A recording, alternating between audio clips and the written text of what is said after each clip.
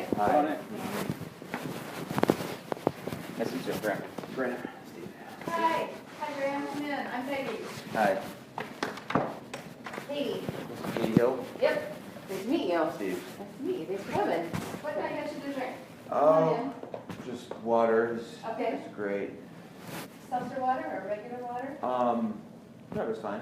Okay. Come on in. We're just You chatting. normally take your shoes off? No. You both said that. No. Yeah, I'm used to that, so. You could just sign in there. Maybe I'll come see you. I do, but that's good. Because I'm more comfortable with slippers.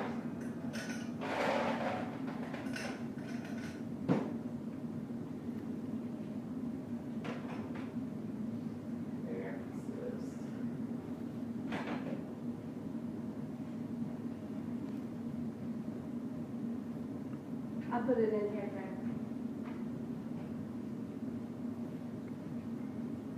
Well, yeah, there was a separate team trying to figure out next week's thing, so we'll probably lock down a date. Okay. We got much, but we'll lock down for it.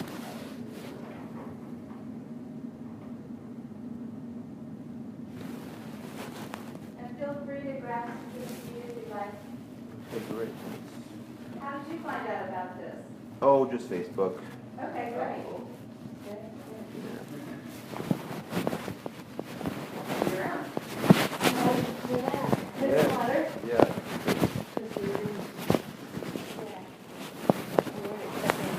You can really quiz Katie, yeah, and ask her any question in the whole world. Details on every possible Details. issue. Yeah, you got it. How did you hear about the campaign? Just keeping tabs online, Facebook. Nice. Just kind of, keeping up to date. So, Awesome. what is your background? So I run a nonprofit. I'm in the executive director of PATH, which is a statewide nonprofit organization dealing with homelessness. Mm-hmm. And that's, I helped develop and pass Prop HHH and Measure H, which are the LA City and LA County initiatives to deal with homelessness that both passed in November and in March. So I've worked a lot on locals and statewide policy issues, and that's kind of how I ended up getting involved in politics, I guess. Mm-hmm. On housing issues? Yeah, housing and homelessness. Mm-hmm. Health related.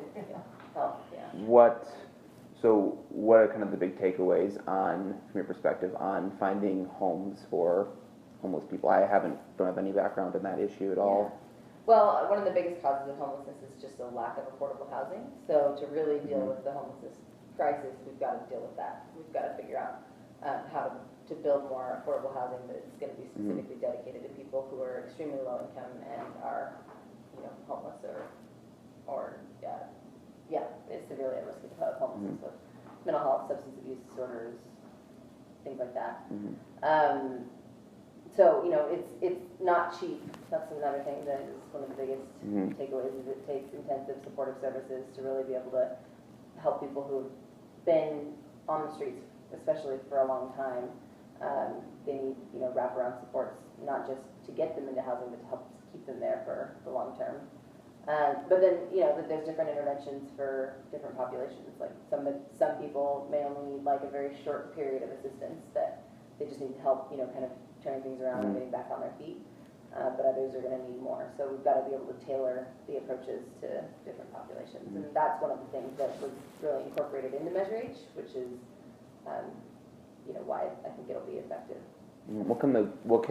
That just seems like a huge problem for the government to take on, at least providing funding for all these sorts of things. So it seems like there might be a way to streamline this to, I don't know, like work with, like you found a nonprofit group, like kind of subsidiary organizations that the government can, I don't know if it'd be giving money to, or what can the government do to tackle this problem? It seems like it's more something that nonprofits have to take on. Nonprofits are often better equipped to be nimble, and partnerships like that, public-private partnerships, are really effective. So, for example, with Measure H, a huge portion of the money is going to be contracted out to nonprofits, and I think that that's something that is, like, so for example, PATH, we're able to be sort of one umbrella organization that takes all kinds of different government funding sources and puts it together as like a cohesive thing. So I do think that that's usually better than just government agencies trying to do it. we're able to just do it more efficiently and, adapt to the needs of the community and really be able to leverage community resources, including private resources, that kind of thing. And how do you curtail the rising cost of rent in Southern California? That's the housing shortage issue. That's where, affordable housing comes in, because we have to, we're always going to have a high demand area because we have, it's a good place to live. It's nice weather, we've got jobs, we've got, it's a place that's always going to attract people to come here. If you've got money and you can afford it, then, you're going to buy up that housing. So we have to dedicate affordable housing to people who aren't going to be able to afford it.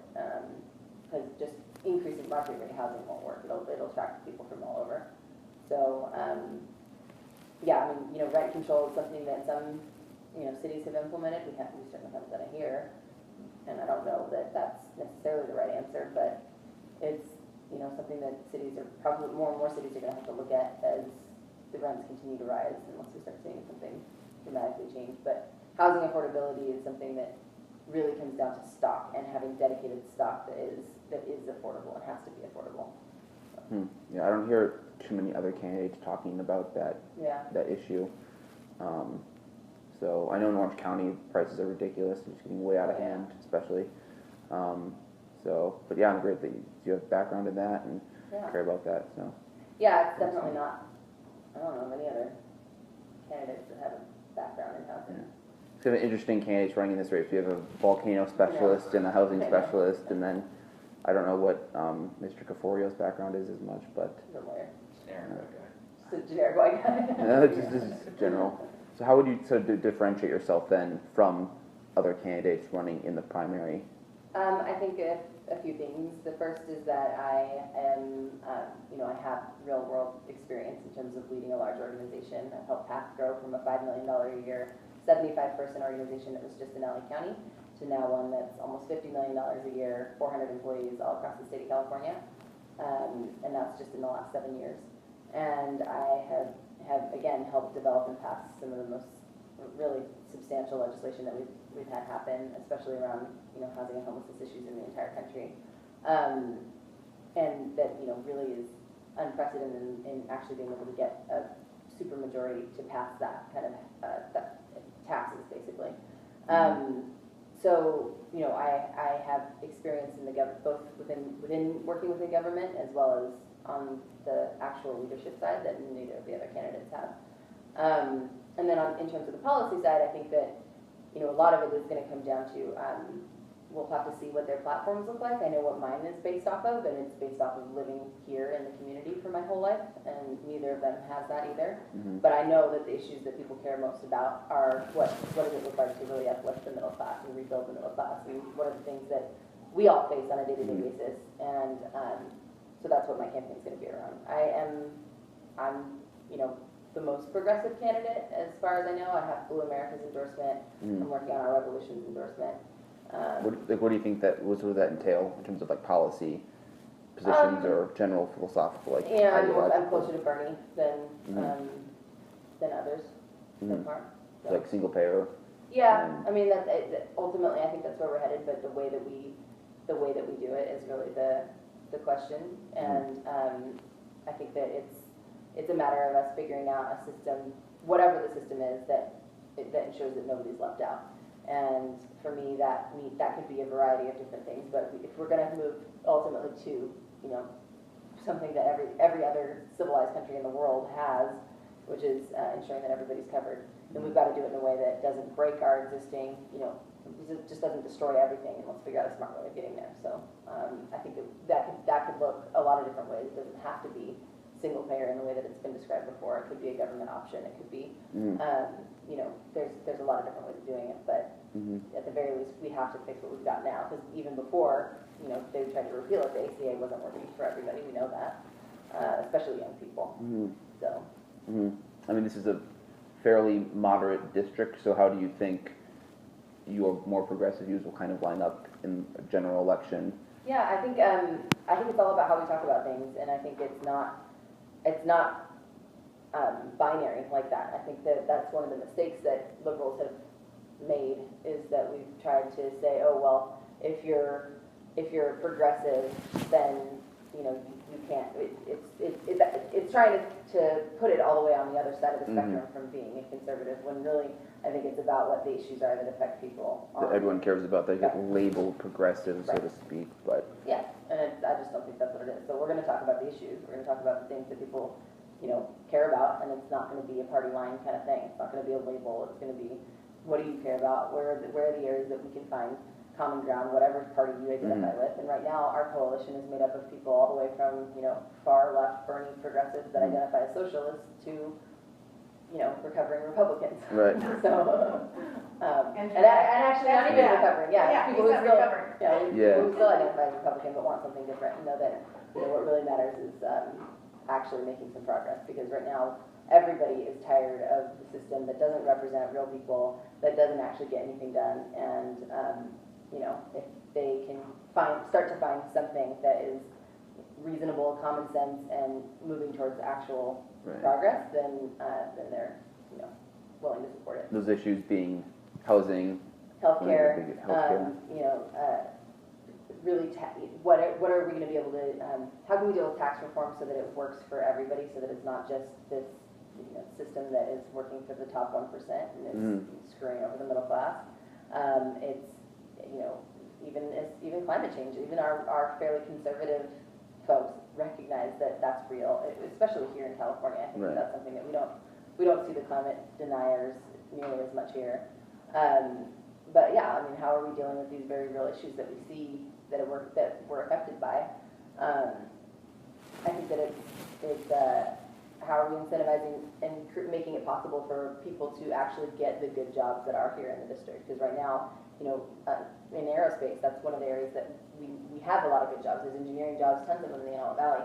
But I've found out that most of those jobs end up getting filled by people outside the district who are coming in and commuting to them, because we don't have people who are qualified for them. So how can we create programs that are actually ensuring that our own people are the ones that are qualified for those jobs?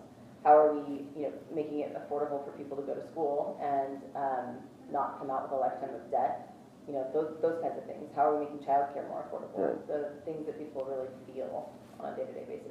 How are we dealing with the fact that traffic, it takes me from my house an hour and a half at least to get to work every single day? What does infrastructure look like? What are the things that will actually help people and improve our lives? And do you think these are things, at least in the general election, that people think Steve Knight has not been adequately addressing, talking about bringing money back to the district? Yeah, I mean, the only thing that he's done some, you know, feel-good things for veterans that I don't think anyone would disagree are good things, but it's not substantial policy things. For the most part, he's just been a party line Republican that has voted yes on everything that Paul Ryan and Trump have brought to the table.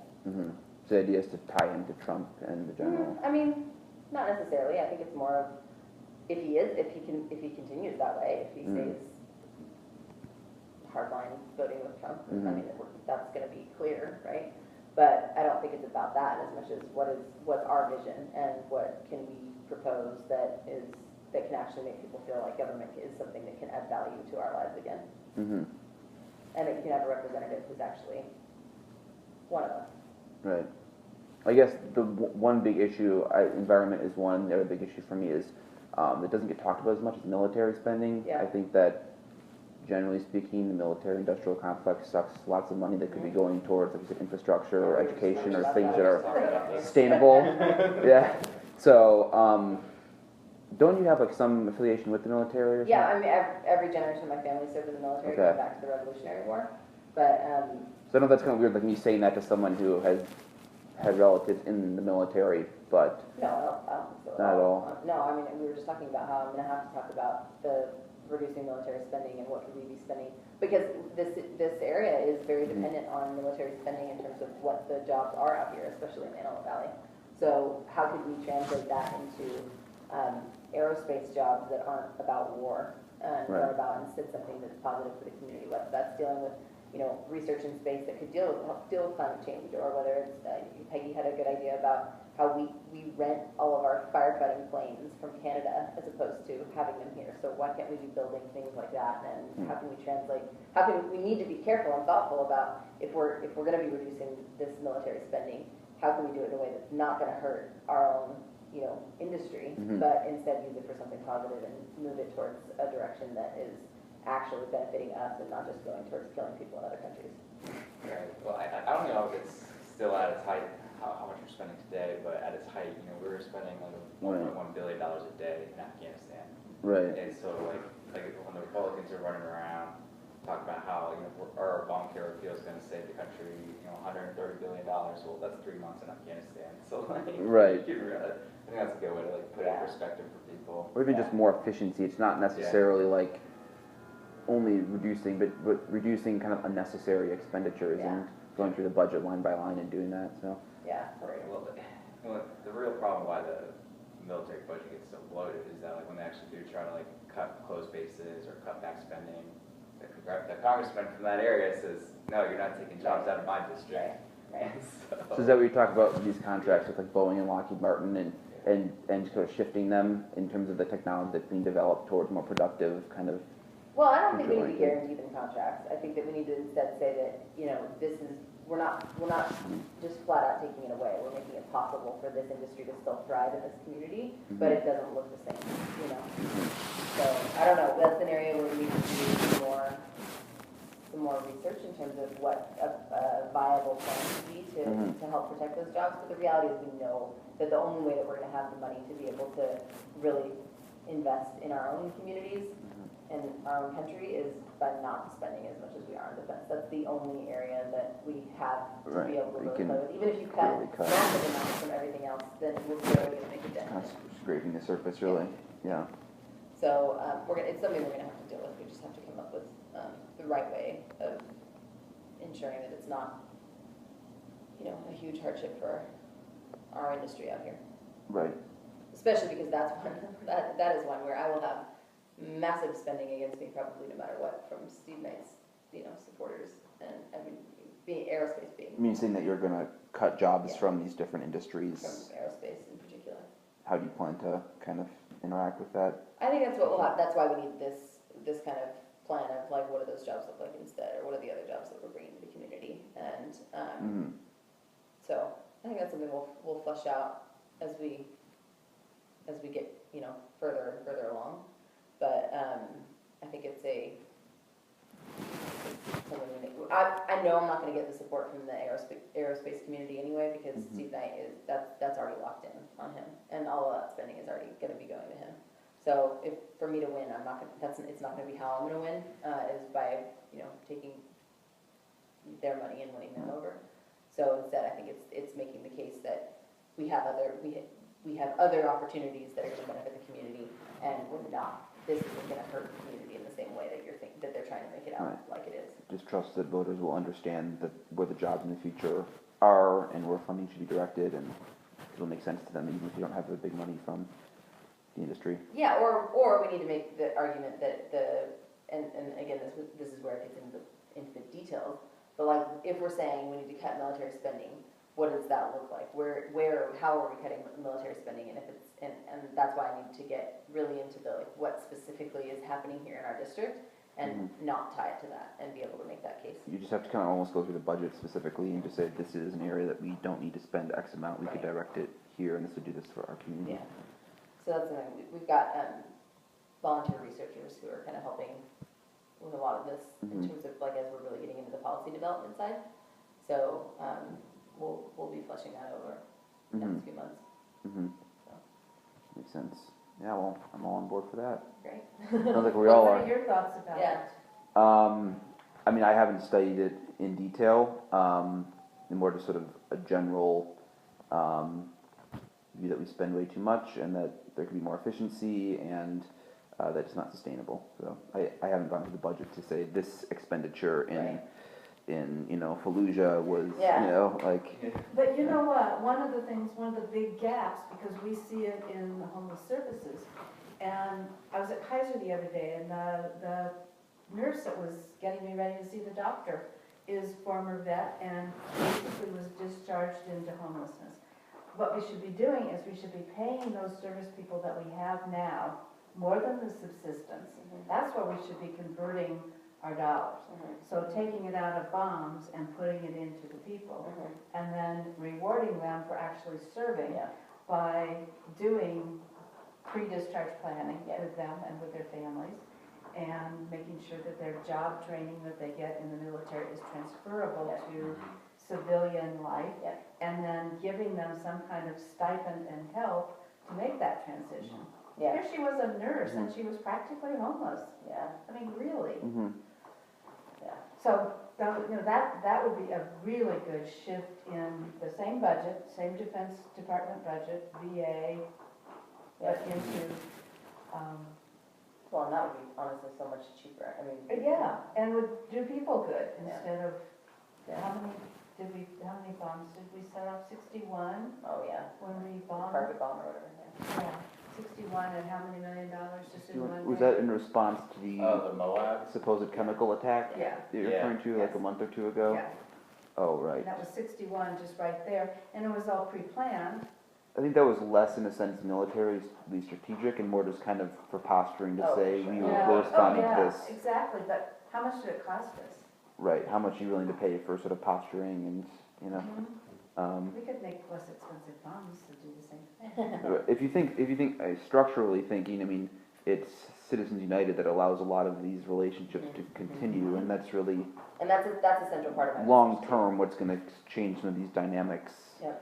Yeah, that's a huge part of my message too, is just that we lack real representative government. We have a system that has for way too long allowed only the people who have the money to spend to have a voice. And this partisan divide is falsely, created because of that. And Right. it's something that we can, if we get real people elected that are really representing the community and the things that they care about, then that we need people who are going to not take that huge money and who are willing to regulate themselves, who are willing to do things like set term limits and actually reform government so that we have a true voice for people. Right. I think those will garner broad popular support as well. Do you know what the position is of Steve Knight on these issues or the other candidates running, Yeah, I mean, or if they talked about it? Either? I think that everyone on the Democratic side right now is like, oh yeah, Citizens United or whatever. I don't know about Steve Knight, but As far as I know, he's pretty party line on Yeah. just about everything, except for when he called for the special prosecutor.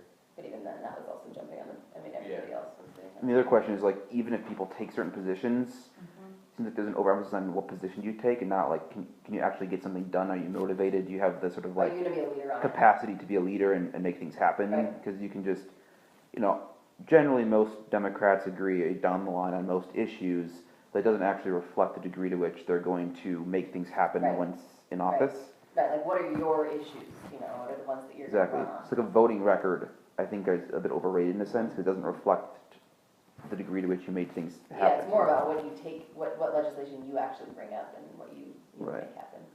So you can talk about your background working kind of in government and in the nonprofit sector and your ability to kind of make things happen. Yes, and- exactly, And what committees you get assigned to. Right. Because that's where you're really gonna make a difference. What committees would you, Veterans Affairs would be one that I would want Yes. to do for sure, because I have, a ton of experience with that, with PATH, and with, it's something that's important to our community, and with my own family background. So, I also think that, the other ones, I'd need to, I think Justice, the Department of Justice, what is it called? What's it called? It's not the Justice Committee, it's the, Diane Feinstein Yeah. sits on it in. or the Judiciary The Committee? Judiciary, yeah, thank you. Yeah. So anyway, I think that criminal reform, criminal justice Criminal reform is justice, something yeah, I that was we gonna need ask to about deal that with as too. well. And I have a big background in that too, just from, again, homeless services, and my dad's a police officer, and it's something that, I think that I can bring a different perspective to from being on both sides, and it does, especially out in the Alamo Valley, it's a big issue. There's a huge cycle of, incarceration and not really addressing the problems, the underlying issues.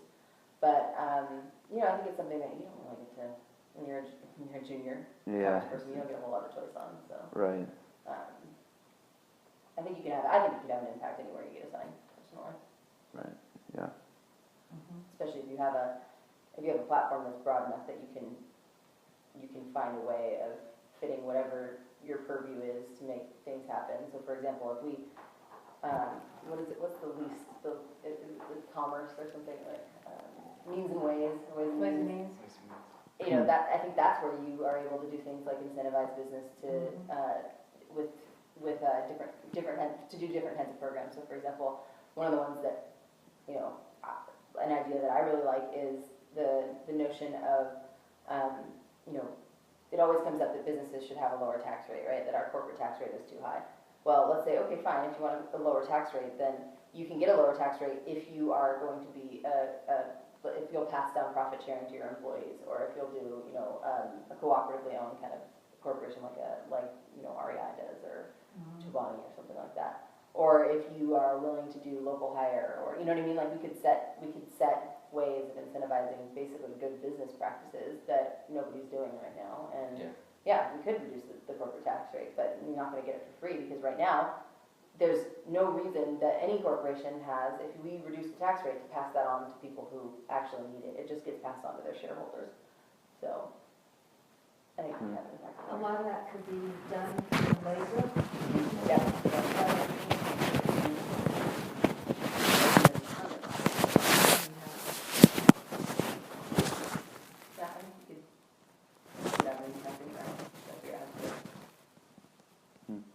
What's your background?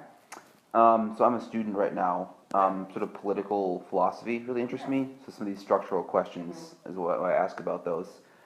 Thinking about the future of our democracy and what allows for sustainable sort of self-government. These sorts of questions. So that's why Citizens United is one of the big ones to ask about. And then just, you know, student loans and ability to pay for schools. We didn't talk about that either, but. So one of the programs that I would advocate for is basically, we have the GI Bill, and the only way that my family got into the middle class in the first place was because of the GI Bill. That's why,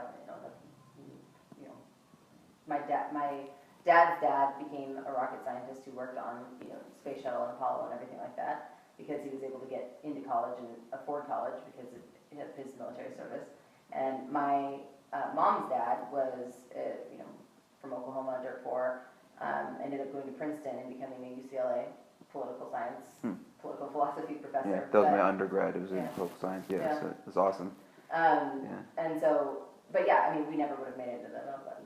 Who knows what would have happened? But if it weren't for that, so I think we could create a program that's based on like the concept of the GI Bill, but again, it doesn't have to be military. It could be community service. It could be based on all different kinds of ways that we could have people who are willing to work, who are willing to put in years of service to do something for their country or their communities, and have a free education out of it. So I think that gives people an opportunity that otherwise would not be there, but it shows that there's an investment, a personal investment in it, and that to me is something that could get bipartisan support very easily, and we could actually do good with, and actually be able to afford, and give people opportunities to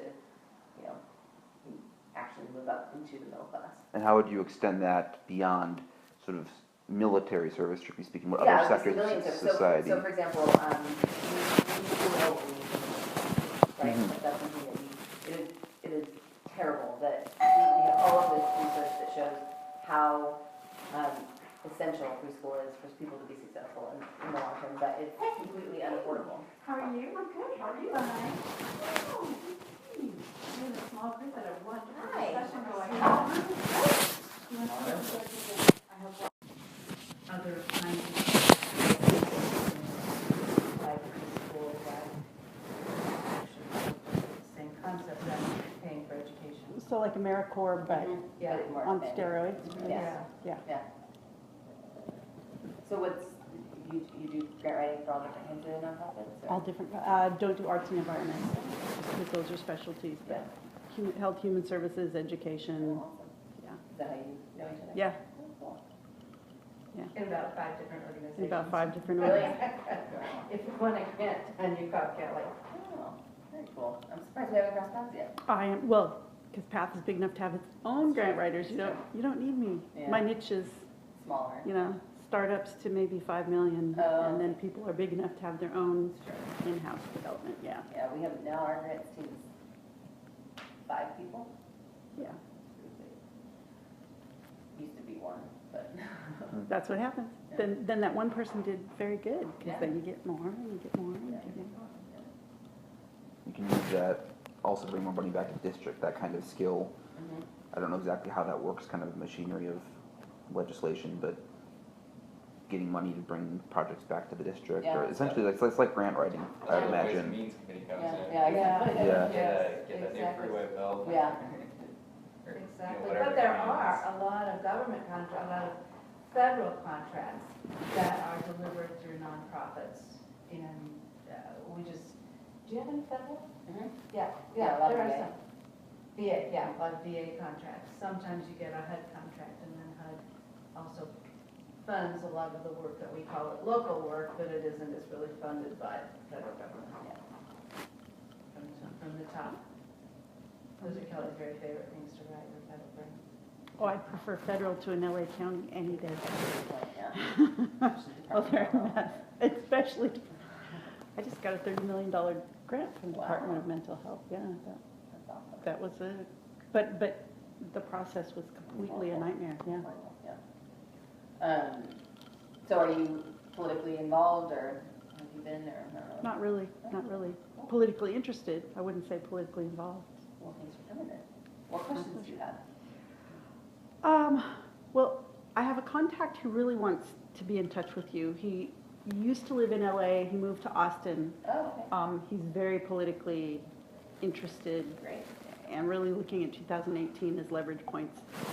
I think he'd like to both donate, and Peggy said, do you need policy committee people? And he would be really great for that. So I Yeah, will make that connection. wonderful, thank you. Yeah. To me, the biggest issue is the environment, because jobs and everything else don't count if we don't have a planet to That's live on literally the that's line that I sustainable. use. Yeah, right? I mean, I said nothing else matters if we don't have a planet to pass yeah, on. it's really true. It's really true. Yeah. Yeah. That's everything. No plan, there's no plan B. That's like the new line Yeah. all the activist organizations are using. Mhm. Yeah. Mhm. Haven't found it yet. Not On yet. the way getting there. It'll cost us a My long favorite money, long time. Is the new president of France. Macron. Macron, but he did one video that was about. All you scientists, if you want a job, Yes. come to France. That was a recruiting video. And then our secretary of whatever in the state went to Washington and stood outside the EPA. No staff room. Well, he's standing outside recruiting from the EPA, our California state Oh. secretary. Yeah. That's like a reverse brain drain. Yeah, yeah. Well, that's like. It sure could be. Jerry Brown's going to China, right? Right, he's just signed an agreement with China. My understanding is it actually it'll take like 4 years to completely pull out of the Yes. Paris Accords. Yes. Right. So, So the day that it become official is the week after the next election. yeah. So can we reverse it then? Yeah. Yeah. we can reverse it then. I think so. We may be able to reverse it with Congress changing too in 2018, enough pressure. Yeah, so what can Congress, so it's like you have a split Uh-huh. House and Senate, let's say, or even a Democratic Congress and Trump's still in office, Uh-huh. which is sometimes looking less likely by the day, but if that, well, Pence would replace him. I know, But it was probably more effective actually at getting things done. that's my concern. That is kind Yeah. of concern. Huge concern. Though more probably, yeah. More So, traditional, so you know what to expect. right, more consistency. Right, if Pence did become president, he would get out of the way and let Mitch McConnell do his Mitch McConnell stuff, so like, it probably wouldn't be that good. Yeah, I don't think it would be a good thing, that's for sure. Well, I mean, what could Congress do in that situation with regards If we to were the Democrats? Paris Accords? Yeah, if it was, well, either a split House situation or a fully Democratic Congress with regards to the Paris I Accords. don't know And that Congress could do a whole lot because he pulled out unilaterally, right? Right, so the Obama administration Right. circumvented Congress, and so that's what also gave Trump the authority to pull out by himself too. Because it was never a treaty voted on by the Right. Senate. It Because wasn't he ratified, knew it was that- never ratified by the Senate. Because Obama knew that the Senate would never approve anything he proposed. Yeah. So it sounded like a good idea when they thought Hillary would be the next president. But then, that happens. So, yeah, really, we need all of the house, all of the branches back. At least one and the presidency, because that forces them to negotiate. And sometimes legislation coming out of just one house, one party isn't always the best. No, I mean, look what happened this last time, when we had all three, you know, the ACA is what divided, like, what created the Tea Party, and it's only, I think the only reason that it was that way is because it didn't have any bipartisan support. If we'd had to do something bipartisan, then we wouldn't have gotten that backlash. It's not fun, because it means that your party isn't happy, but. So if, there's always the danger of overreaching, once one party gets into office, how do you then, if Democrats were to completely retake House, Senate, presidency in 2020, how do you then like sort of avoid overreaching or build consensus for issues so that you don't have this huge, long backlash? You need leaders who are willing to actually build consensus and not just pander to their base. And redistricting is going to be part of that. Like, I think we might have to, just because we're going to have, if we do take the House back, then it's going to be dependent on all of these swing districts, like this one, it's purple. Like, we can't just pander. If we're going to keep these seats for the long term, we can't just pander to the base. So it'll be people in seats like this one that have to lead that charge of trying to rebuild coalitions and rebuild some degree of bipartisanship. But hopefully there's the farsightedness to actually do that. I don't know. I think a lot will depend on Democratic Party leadership and what we start to see emerge over the next couple of years. But I think I have hope for this district, because I think that we can be a model for other, for what needs to happen across the country. I think that we can show that there can be broad support and that we can actually make things happen, and with a progressive message. So I have a question. Yeah. What happened last week at Steve Knight's? Were you there? Oh, the town hall? Yeah. No, I couldn't get in. I couldn't get there till late, and they closed the door before 4. Because it was full? No, Or? because it was almost 4. Got it. So then, after I left, then I think they then let some people in that were waiting Oh, so outside, you but not went? everybody. Actually, yeah, again, last time we were both in Palmdale, and we couldn't get in. So I went, again, I just couldn't get there at 4 o'clock in the afternoon. It's, when you work, Yeah. it's not possible. It looked Sometimes. packed from press Good, that I saw. because I think there were another 100 seats available. But, I don't know. There were some very interesting things on Facebook on the 25 up. Yeah. Like one woman who stood up and asked a question. They identified her as a former Knight employee, and she was talking about how bad Planned Parenthood was and talking about it being a personal experience. But somebody outed her when they saw the video of her and had already identified her from being in the Simi Valley Town Hall and Doing the helping same- to see people. No, being part of the staff. So that's what I've been reading. I saw pictures, I saw some coverage on Channel 7. Did you see any of that? Mm-hmm. He got defensive. He ridiculed and belittled people, as his wont. I think that's his defensive tact when he's not comfortable. Like, why would you ask such a stupid question, but not quite that rude? Right, right. So, the Judy Chu thing the next night, they invited Judy Chu from Pasadena area, Pasadena, who came over at adopted district. Yeah. And I think that had about 250 people at that one, which was, I thought, pretty good turnout. Yeah, I was uptown. And she gave, according to Facebook, she gave some really straight answers as to what the specifics are of the AHCA. So that was good education. I think we should probably try to do more of that. I know you were involved in trying to get that going in this place, and then you did your own. Mm-hmm. And you want to think about doing another town hall or so in a little bit? Yeah, we'll do. Yeah. Well, I'll probably get some of those scheduled for the summer, like the opioid one that we talked about. Yeah. So I have a campaign manager that's starting. Did I tell you that? No. He starts in a couple weeks. Okay. That's That's what I was talking Okay. about, yeah. And so once he gets here, then we can start actually That'd be fun to do around a summer picnic Yeah. or something like that. Yeah. You know, potluck or, you know, something really like hokey traditional Yeah. Americana. Yeah. And I think what you just said a little bit ago really resonated with me about being important that the purple districts take the lead in the bipartisan effort that needs to happen to make change. Mhm. And I think that might be one of the themes that you really should ride pretty hard, because I think that's really, really important. Mhm. Yeah, I agree. But I also think that doesn't mean that you can't be a progressive. No, it doesn't. And I don't. I It think means that's you a- have to listen to your constituents. Oh, I think these days it's progressive to be bipartisan. That's I true. really do. Yeah. And amazingly enlightened, actually. That's true.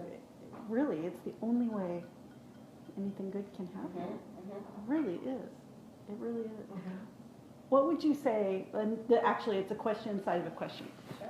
What would you say like your top 3 issues are? Or do you even have that luxury of picking? Do you have to just get the whole field and be up on the whole field and deal with Yeah. all of it? Yeah, I mean, so right now we have the top 2, and then the rest are sort of kind of competing, I guess.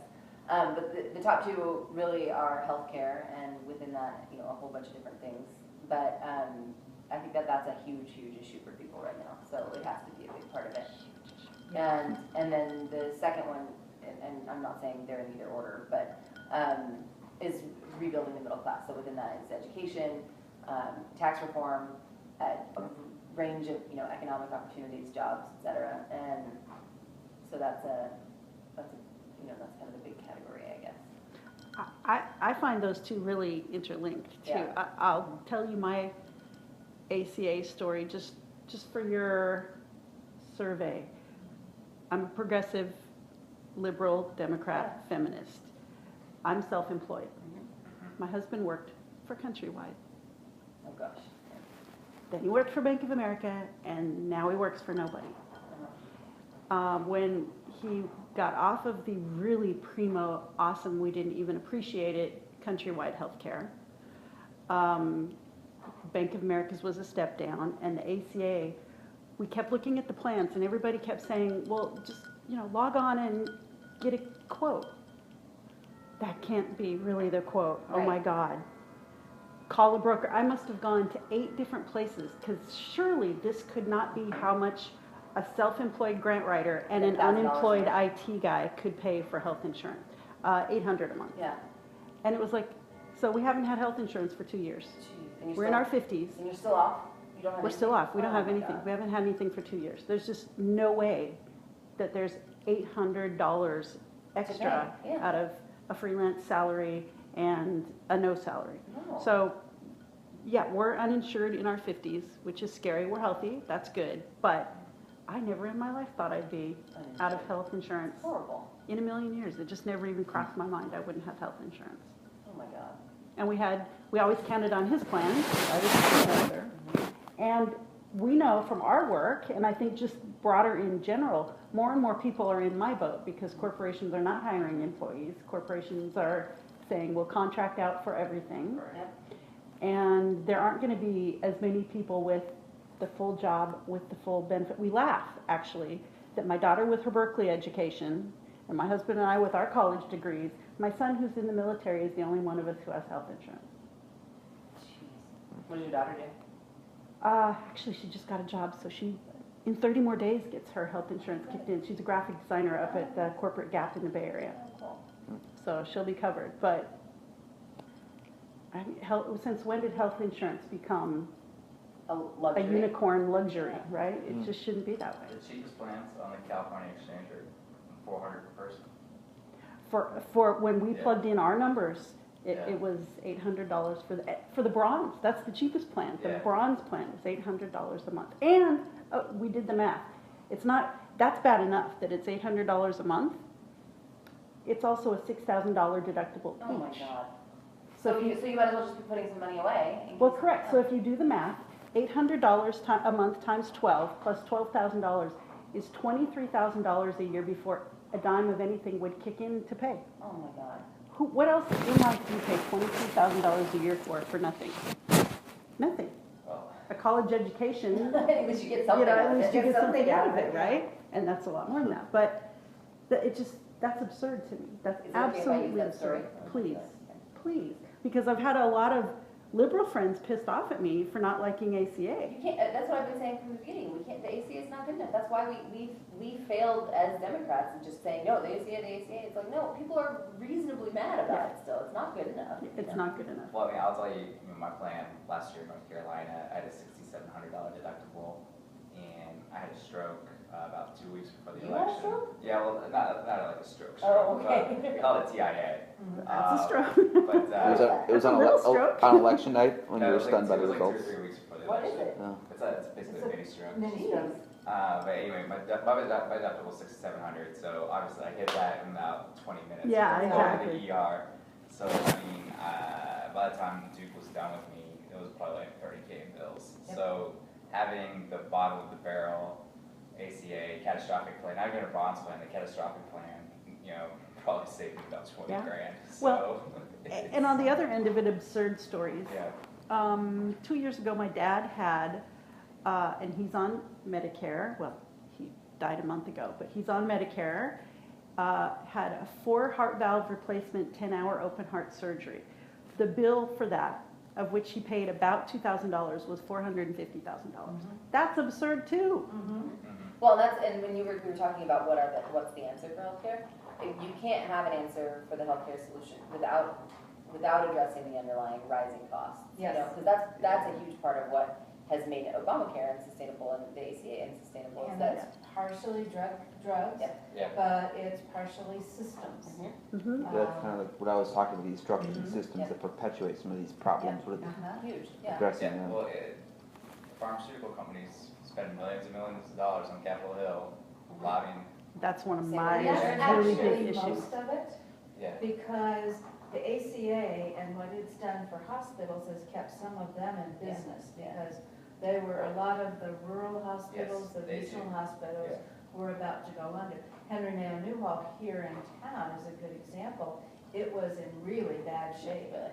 and now it's expanding, it's bringing in UCLA, partnering with UCLA, partnering with other providers for specialties. All of that's happening because they are getting better reimbursements and they're getting grants for things like electronic medical records and all of that. That's something I would hope to, is get everybody's records off paper. into Yes, the cloud. exactly. Yeah. And so, you step on nails and put on vacation, they take you to the clinic, and then they can just pull your records up Yeah. right away. Think about the people that we work with Yeah. who get junk, fall down, hit their heads, Yeah. take them to NER, let's say Queen of Angels. They go to Queen of Angels, they have all the x-rays, they have all the stuff done. They get medications, etc. 3 weeks later, they have, they're in a coma, they have a diabetic issue. Diabetic coma happens, they get taken to LACUSC, where they have to start all over with everything, all the same tests, don't have any record of what drugs the person had. So getting into electronic medical records should be keeping drugs from conflicting and saving people time and tests. Well, and another thing that nobody wants to talk about, but it's a huge part of why our healthcare system is so expensive, is around death and dying, because Oh, yes. Because most people want to die at home. If you give them the choice, they want to die at home. And they don't want all these extensive measures to, keep them alive when when it's done. But that's what costs them. End of life care is what costs the most. And by the time that people get there, they're not able to make that choice. Usually, you can't ask them anymore. But the ACA, the thing that was called death panels that got all that crap in the beginning, was really, it was not that at all. It was allowing people and encouraging this end of life Doctors planning. to have. Yeah, and to allow people to die home and to not spend that kind of money on and not, it's not about the money alone, but it's a total waste of hundreds of thousands of dollars on somebody who doesn't even want that care. So, We should be looking at the key principles of the Kaiser system and how that could be brought to scale, because all of those things are in place. yeah, If you're a Kaiser patient, all the case conferencing, the internal referrals, all of those pieces. Well, it's a closed system, I mean. that's- Exactly, but that's the kind of closed system we could create for everybody. Mhm, mhm. That But if then it was you'd have to- single payer or something similar. Right, but then you'd have the problem of like, you'd have the entire system lobbying against you for, how do you create a closed system without putting out? Well, physical? here's how you do it. Last time Barry was in Henry Mayo. We were Kaiser patients, but he was taken away again. His back goes out periodically. Taken away by the paramedics, and they take him to Henry Mayo. At which point, they talk to Kaiser, and at some point he gets transferred to Panama Right. City. I walked in, of course, I don't even go till later in the morning now. I've been through this a few times, in Italy, in a lot of places. Oh, gosh. Oh, yeah, this is chronic. And there was a nurse, a doctor in there, and I knew her face, but I thought, well, somebody I know from the community. But I couldn't come up with a name, so I just kind of avoided until she turned around to see what her jacket said. And it said, Dr. Crode. And I went, oh my God, that's a Kaiser doc. I went to her for my shots to go to Africa. So she's also an infectious disease specialist. She was there. She had 6 Kaiser patients in Henry Mayo's emergency room. She was pulling up all of their records, coordinating everything with the Kaiser system. He ultimately was transferred to Kaiser Panorama City, but all that was handled in another hospital in complete partnership. That's the way it could work. And that's what I find that morning was like, man, this is exactly what needs to be everywhere. Right, right. So I think you can build an open system in a closed way, Yeah. where everybody needs to be part of it in order to get the reimbursements. But the electronic records are shared, all of I that. like CES. Mhm. Mhm. Yeah, it really is CES. Yeah, it's coordinated entry, coordinated treatment systems. Yes. Yeah. Mhm. I remember hearing on NPR once that 80% of a person's lifetime medical costs are in the last 3 months of their life. Oh my God, yeah, Wow. Which is exactly what here you're we saying. go. Yeah. Palliative care, that's the term. Yeah. My step grandmother is a palliative care expert, so she's big on that. In this country? Yeah, New Mexico. New Mexico. Because Yeah, I we're, think the exact number, but I'm pretty sure it's some along the lines of like 10% of the population is responsible for 90% of the costs. yeah, yeah, Well, and a lot of those people are people who've not had preventive care. Right. And so we only see them in the emergency room. Right, so like one of the ideas behind when they were creating Obamacare was that one of the things that they said would drive down costs is like actually forcing people, if people have health coverage, they'll actually go get their Right. checkups every year and Right. stuff like that, Right. and stop relying on the ER when stuff hits the fan. right, And that hasn't really happened. hand out, Well, yeah. it has. What has happened, Yeah. You want to talk about housing for health, because Right. their, County of Los Angeles, the new director that came in said to his 4 hospitals, I'm gonna take $70 million a year out of your budgets. A year, 70 million. In return, I'm going to free up your waiting rooms and your hospitals from people that are experiencing homelessness and have no other place to go. And they created a housing program, and they do preventive care. So the people that are housed have intensive case management. A lot of Katie's folks do intensive case management, and help get them to preventive care and make sure that that they're addressing the things that got them into homelessness in the first place, whether it's mental health issues, whether it's substance use issues, whether it's legal, whatever it is, helping them stay. And they've reduced for this population of like almost 4,000 people now, they've reduced the inpatient days by 77%, the costs by 77%, and the emergency room visits by 85%. So that's huge dollars. It translates into thousands and thousands of dollars. So if we could do that same kind of switch people out of the emergency care all over the country. But then there are the states that didn't expand Medi-Cal, or Right. Medicaid. Yeah. They didn't expand it, and so they don't have a prayer of doing that kind of thing. No, I know. And it's the Medicaid patients, the ones that would be eligible for Medicaid, that are some of the highest utilizers. Yeah, they're the highest utilizers. And so you have states that are beginning to go bankrupt with that, like Oklahoma was about to go on to expanded Medicare, but I don't know Medicaid, I get them. But I know. I can say Medi-Cal easily, but it's when we get into the generic term, I get my tongue stumbles. Yeah. Actually, John McCain. Poor guy. What did he do recently? He stumbled this morning. Yeah, he was the last person the question coming this morning, and he was just totally incoherent. No. And Yeah. he just got lit up on social media. But What was his deal? What was he? He says, "I'm so sorry I stayed up and watched the Diamondbacks last night." I don't know, but it was scary because he's one of the reasonable people. right, but his line of questioning was totally nonsensical because he was trying to make the case that why was Comey able to wrap up his investigation into Hillary, but his investigation into Trump is still ongoing, and so clearly something's wrong. And Comey's sitting there He's getting like, angry, because there was nothing there in the Hillary investigation. Exactly. Clearly, there's a lot there in the Trump investigation, so that's why it's still going. And somebody earlier, I think Senator White had asked him earlier, for reference, how many open investigations does the FBI have at any one moment? And Comey's tens of thousands. So different investigations have different facts and have different variables. Exactly. That's why Senator McCain. Because they're not the same investigation. Yeah. My favorite line was, "Lordy, I hope there are tapes." From Comey, "Lordy, I hope there are tapes." Trump threatened Comey. He was I've been taping our investigations, and no one knows if that's true or not, or our conversations. No one knows if that's true or not. But Comey's I hope there are tapes, because that will show. I remember thinking when that came out, Yeah.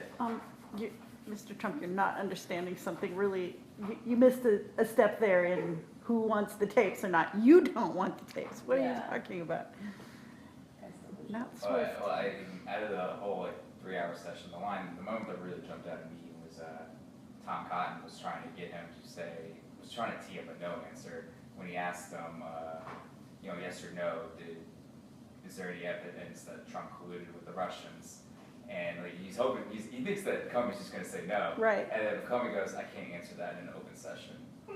Is it, I can't answer that when the cameras are on. I'll tell you when we can talk about that. Wow. So they went into a closed session this afternoon. Yeah.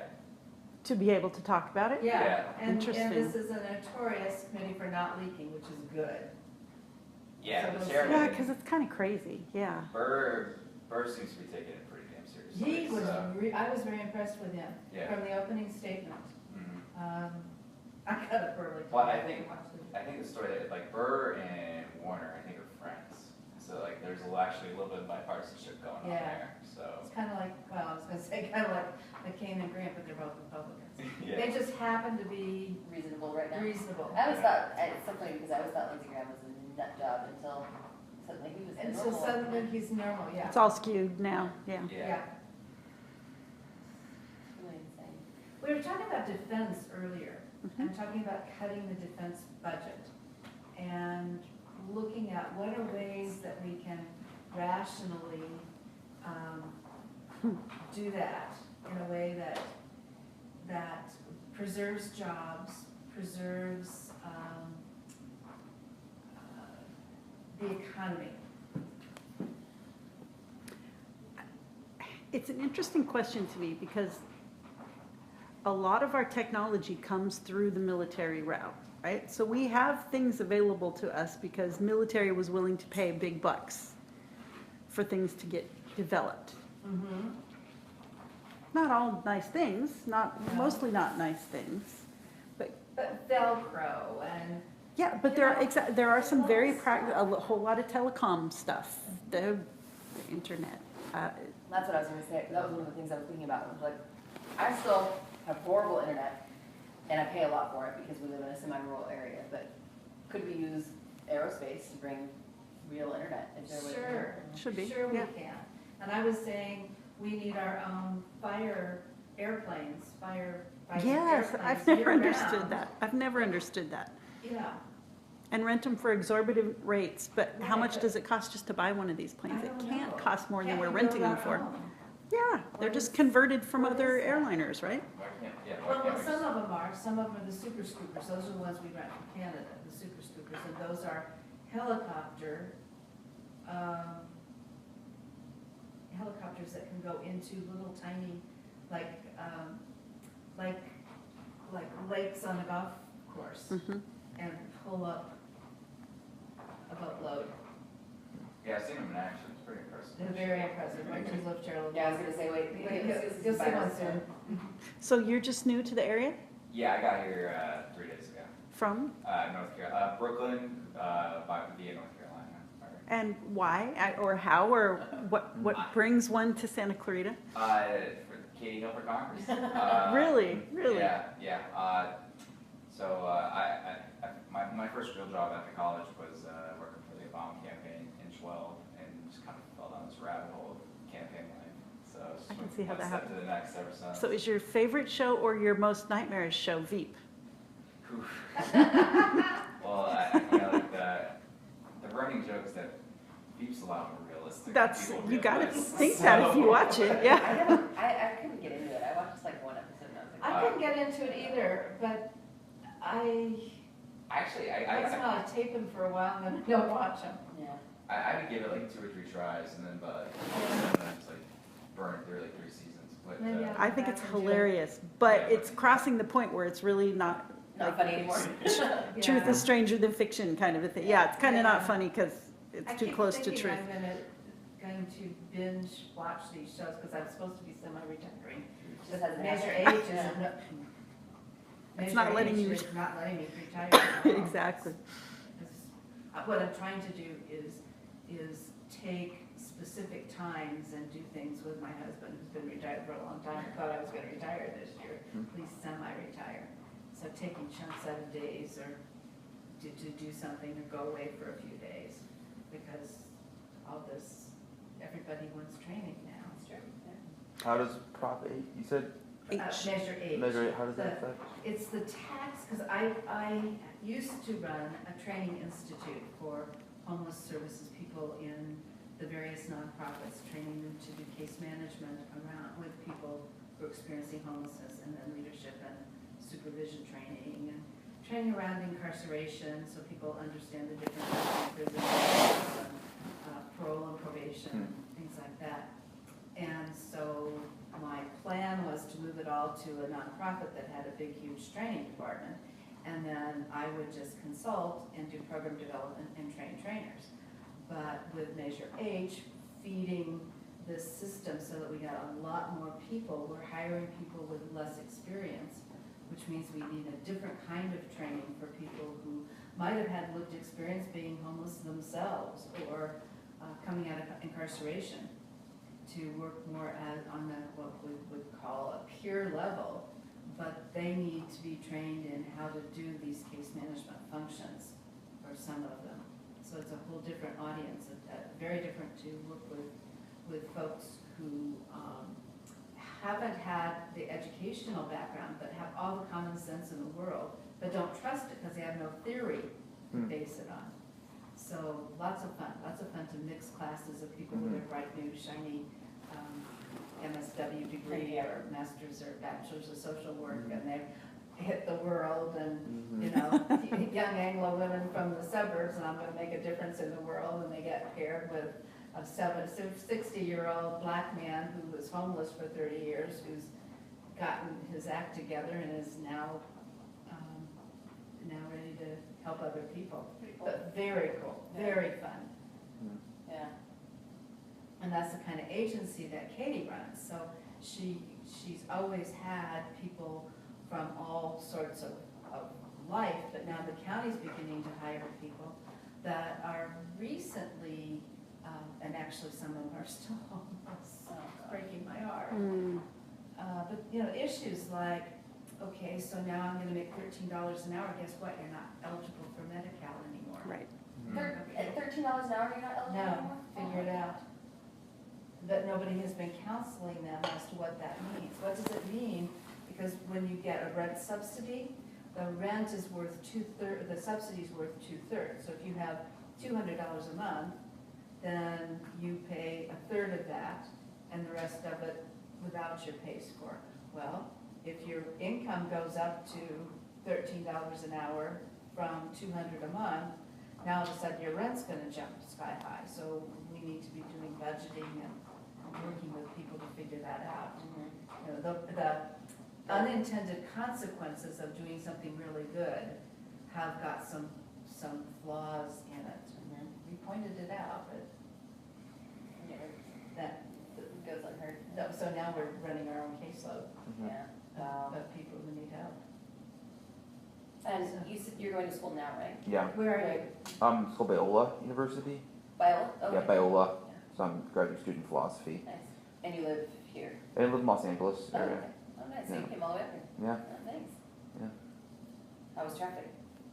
We need more infrastructure. Yeah. I was thinking about that. I was like, why are we spending all this in this place? We should have more lanes and more public transportation and Yeah, Need a train. yeah, exactly, yeah. exactly. One that doesn't just run every, few hours. And, You build roads, cars will fill it. Yeah, You got rail as the solution. yeah. You basically direct the growth of Mhm. transportation based on what you fund and how you build and Right. yeah. so are you looking to get involved in flipping this seat, or is it what's? Yeah, possibly. I'm pretty busy right now as a graduate student. Yeah. To commit to anything like consistently. But the research thing sounds cool. Yes, I was just gonna ask, yes. I will contact you and give you your choice of topics, Yeah. or just tell me now what you're interested in.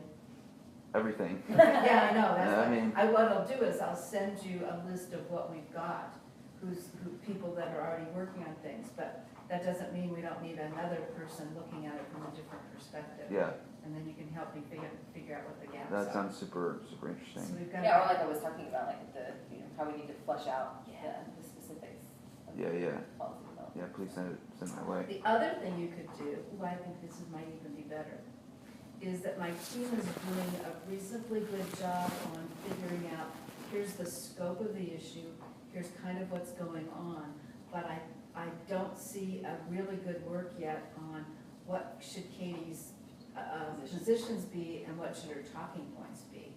That might be really good for you with a broad interest to look at all of those across the board, Kind of synthesize. synthesize and, Yeah. I do a lot of writing for schools, kind of Yeah. analytical type writing. So taking lots of sources and ideas and condensing them into talking points in a sense.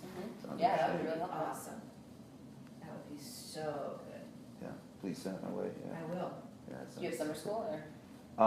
Yeah, so I'm actually leaving in about a week to go to Europe Oh, for a cool. research trip on philosophy. Sure. I'm going to the Netherlands, where the UN is partially headquartered, Uh-huh. in The Hague, and I'm studying the founding of international law in the 17th century. So what the UN bases their system off. This guy named Hugo Grotius who set this all up back in the 17th century. So I'm basically studying that, and I got money for it, so hoping to write a paper. Nice. How long are you there for? Couple weeks. Cool. Yeah. I was in Amsterdam in 2008, the night of Obama's election. Oh wow. Oh, What was the atmosphere like there? Did people really Oh, yeah, plugged people in? were following like crazy. The first thing when they found out you were an American was if they asked if you were for Obama or McCain, so. It mattered. McCain probably wasn't a divisive figure necessarily. Not, I mean, at the time, it was, you should not be for McCain, you know what I mean? Uh-huh. Mainly because of Sarah Palin, I feel very like. good. Yeah. I Oh, wow. was thinking his burden was Sarah Palin. And I had glasses at the time and I had darker hair. Did I have darker hair? I don't remember, but I kept hearing that I looked like Sarah Palin. I'm like, of course. You should have So gone she with came it. out and dyed her hair. You should have gone with it and Yeah. developed the Wasilla accent and Oh my god. Oh, gosh. played the part. Yeah. I want to go back, Peggy, to the military thing. Does anybody know what the military budget is comprised of? Or is it this gigantic black box that nobody can look at? A percentage of it is public, and a percentage of it is off the books. Is there a critical mass that's available, or is the critical mass unavailable? I could be totally making this up. If I had to guess, I'd probably say about 70% of it is public knowledge, and 30%. Oh, of that's it's- pretty good then. yeah. That's pretty good. And is it, what I'm wondering, and my question with that is our bloated military a whole bunch of retirements for a whole bunch of military veterans? No. It's certainly not trickling down to the enlisted level. I can vouch No, for most that of the personally. money is on weaponry. So it really is weapons development. But It's technology. It takes 17,000 to outfit a soldier, their body armor, their 16, all that stuff. 17,500 is the average. And that's nothing, I mean, that's nothing compared to That's the nothing. bombs and the drones Yeah. and the planes and the, Yeah, that's nothing. yeah. No, I'm just saying, like, Yeah, that would be just minimal. put it in perspective. Plus the MREs. Yeah, $4. Kelly's son's leaving today. He's getting deployed, yeah, To he's where? going to Niger, Jeez, what branch? Whoa, what's going on in Africa? drone base Okay. in the middle of nowhere. Yeah, and it's MREs for 6 months and tents and cots. It's not pleasant. What's his, Glamour what's his, duty. what's branch? Air Force, he's a firefighter in the Air Force. That was my dad. Yeah? Yeah, he was a firefighter in the Air Force Yeah. before, I was born on Dyess Air Force Base in Texas. And then we moved here and he couldn't get a job as a firefighter, because it was right in the height of, affirmative action and they weren't hiring white guys. Oh, that's funny. And my son's black, so he's hoping that's really going to work in his favor. So he ended We'll up, see. So my dad ended up becoming a cop instead. It's actually was the best thing he ever did. Yeah. It was the absolute best. You know, he could have been kicking around COC for 30 years and never have graduated. Yeah. So it's been a really good move. But yeah, I keep seeing that infographic with, you know, the United States defense budget and every other country in the world stacked Yeah. up, and it's not even hitting it, you know. So clearly something's way out of whack. Yeah. Well, I mean, the reason the entire Western world depends on the U.S. for their support, their security, so that is why. So that is why we're funding everybody. Yeah. Right. Got it. But that could be starting to change. Canada just announced yesterday or the day before that they are going to like triple their defense budget. Canada? Yeah, well, What's that all about? Trudeau doesn't trust Trump. They want to protect themselves. They can't count on us. Well, and that's what Merkel said last Yeah. week, right? So now the Germans. Interesting. I mean, maybe it'll be a good thing after all. Then people can't trust it. Yeah, It's interesting. long term. So you know, Merkel's saying the same stuff. The Japanese are saying the same stuff. So that could be all be about to change. How My- strategic in the long term. I know. Yeah, yeah. Right. So I mean, you know, this world order that was created in the aftermath of World War II, with the U.S. calling the shots, is kind of rapidly disintegrating. Interesting. So we should get rid of Trump. Yeah. What time is it? It's 5:30. Oh, Yeah. My brother works in Kotzebue, Alaska, which is above the Arctic Circle. wow.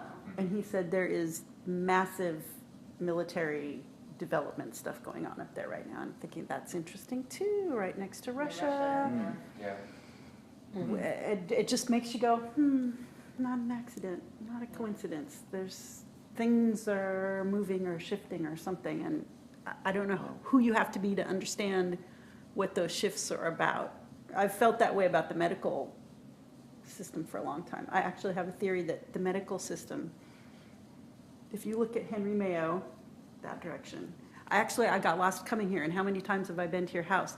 But Henry Mayo has changed so many times. Right. It gets bigger and bigger and bigger. I took the wrong turn because I thought, oh, here I am at the hospital, and I turned too soon. Oh. Healthcare can't be shipped offshore. So when manufacturing goes and they figure out you can offshore everything, what can't be sent offshore is medical care. Yeah. Well, that's, I mean, and that's one of the things that I talked about when we talked about, you know, where are jobs going, how do we backfill the fact that manufacturing is not going to be coming back? We don't want Correct. those low wage jobs to come back, but we have a huge shortage of teachers. We have a 60,000 teacher shortage here. We have a huge shortage of all kinds of different healthcare positions, and as baby boomers continue to age, that Yeah. is it's going to go higher and higher. So we need to create pathways for people to get into those kinds of career fields as well. I just wonder if the unholy trinity of big ag, big pharma, and healthcare were by design 20, 30, 40 years ago to keep everybody really sick and massively using this healthcare So how do you system. put an end to those? I mean, you talked about Citizens United already. That's huge. How else do you kind of just put an end to this huge system where these corporate interests just buy off politicians and totally change our way of life. And We need to inspire the masses, get real people elected and. Yeah, because it has to be a political change, because these are laws, they're not breaking laws. Right. They're doing everything legally, because they made they paid for the laws, and they pay for the people who vote for the laws, But so. I think Trump really is waking people up in a way that we Yeah. haven't seen before, so. Absolutely. That's definitely like the silver lining of this, more people are engaged than ever, Yeah. or at least in person. I think You so have too. to worry about burnout though. Mhm. Right. You really do. I have a colleague, Leapy, who with her family has been to like the last 3 marches downtown. And it's like, how does she keep the energy up for that? I feel like posting something, maybe I'll try it on Facebook first, it just says to all march organizers, we need to do these every 6 months. We need to make them massive, but we can't do them every Saturday. Right. Mhm. We just can't. Mhm. I have a whole stack of postcards by my lounge chair in there, and they're already stamped and ready to go, and all I have to do is whip them off. I was sending out 10 a day for a long time. Now I'm not, I'm sending out maybe 5 a week, and I need to get back to that and get that. But again, I think that back in there. like, if we make the argument that what you're doing for organizing the researchers and things like that is more. Oh, yeah. That's where we can have a good. When it wasn't, November 9th when I woke up and was sick to my stomach and was sick for like 3 months, I finally decided I needed to do something positive. And I can't fight all these. I gotta decide on what are my 3 to 5 issues that I really want to focus on.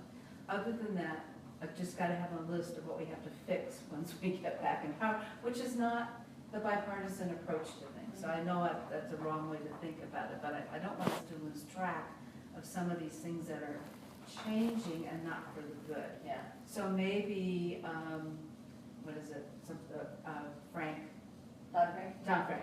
Maybe Dodd-Frank is not the best solution, but certainly something there needs to come back into play.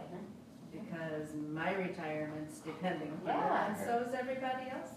And we've already bailed out the financial industry how many times? I know. You know, I'm getting old and we've done it more than once, and that's not a good thing. Yeah. I have to You get know, going go, yeah. quick here, but would you guys be would you be citizens endorsers?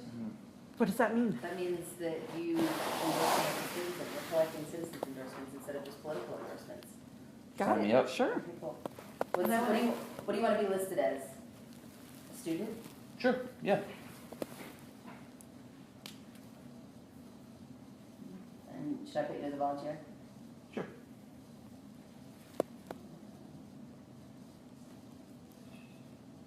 And then I should put you as a grant writer? This is what- Nonprofit consultant, yep.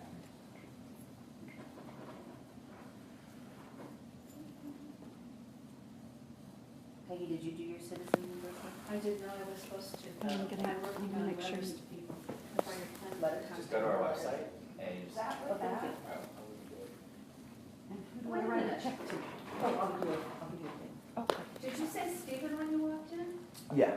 Okay. He's grant. I'm Graham.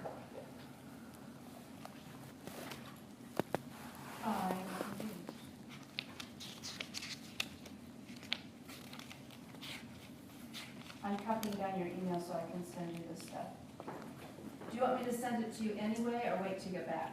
Here's mine. Either way is Thank you. is fine. Here's one of these.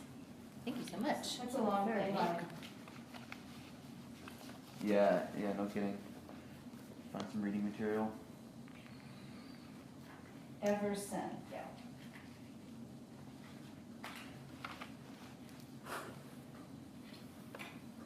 Okay, yeah, I will provide you some reading material. Short lunch. Have a good trip. Yeah, that sounds once in a awesome. lifetime. Yeah. No. Oh, no, you'll Amsterdam go in more. summer. Oh, yeah, well, Where are you going? Europe. Oh, have fun, man. Yeah, Yeah. appreciate it. Netherlands. Good The job. UN.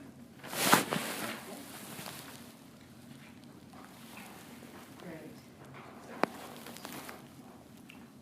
Yeah, I'm sending like personal emails to people and just saying, would you do this and how do you want to be listed. Oh, But what I didn't put in it yet is what they do to do it. Oh, well, they can just respond to you and you can Okay, just do and a I'll just whole give you the list, Yeah. okay.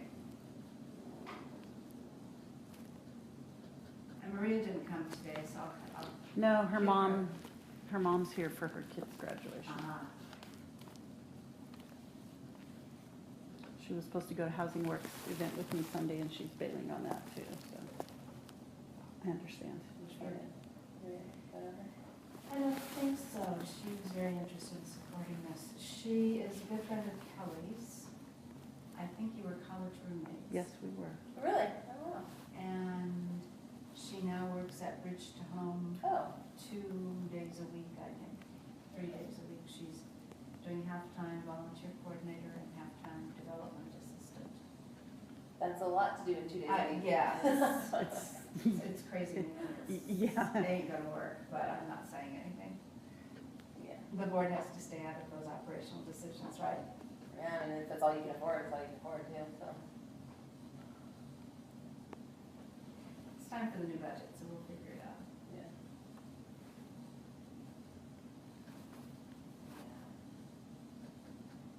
Hopefully, hopefully they're able to tap into some of the measures that.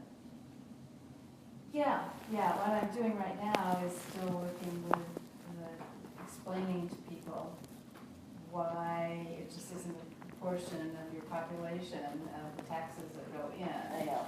It's like California is a donor After you're done. state to Washington, we are a donor community. Yeah, the hospital's getting involved with some of this. Do you know what's going on in San Antonio? Any best practices there? Evidently, there's somebody working now as a consultant who's done a program in San Antonio and he's preaching it to the hospitals. So. I was very curious about that whole, how that went down, how that happened. Are you going? Yeah. Okay, I'm gonna go. I don't know who was invited, but. I mean, I'm it gonna sort see of it. sounds like What- CES on What I'm steroids. looking at from me, with Bridge to Home is, I'm looking at, we already have a wonderful partnership with the hospital. Yeah, I was just making that stronger and getting him engaged in our work. yeah. So that's the good thing. It just sounds like super duper partnership on Yeah. steroids, which would be great. Yeah, it'd be great. And it also seems very place-based, so, What's You know. the, what is it? They are bringing in a consultant from San San Antonio, Antonio. and they've invited Bridge to Home to be part of the discussion. So we'll see. But they fund one of our case managers already completely. Wow. They bought our showers, they give us a lot of money every year, and they have somebody on our board. Hmm. The CFO was on, and he's retiring, so their senior VP of HR is now on our board. So they're a strong partner, so the fact that their CEO is wanting to talk about it is really good. So you're gonna meet with the CEO, is that part of it? He's sponsoring it. well, And they're that's doing what I it was for the wondering. So the, foundation, too. the hospital came up with this whole thing? Yeah. I asked Hunt what the backstory is, and he Yeah. doesn't know that he's gonna ask Marley, who's his best friend, so. Is it open to other people or is it invite only? No, it's a community specific around, different organizations. So, I'll let you know what goes on and Yeah. if it becomes open, but. Thank you. You're very welcome. I don't think the city's involved. I don't know, No? I don't know. Yeah, we're going through. I suspect it's a sales pitch from the guy in San Is Antonio. that, yes. To come in There and be you a consultant for a hospital to make us better people dealing with homelessness. But that's my You're, own, that rings, that More resonates. true. That's probably Sure, you're what, right. yeah. that, having been a consultant most of my career. I You know how that they goes. work. I know how they work.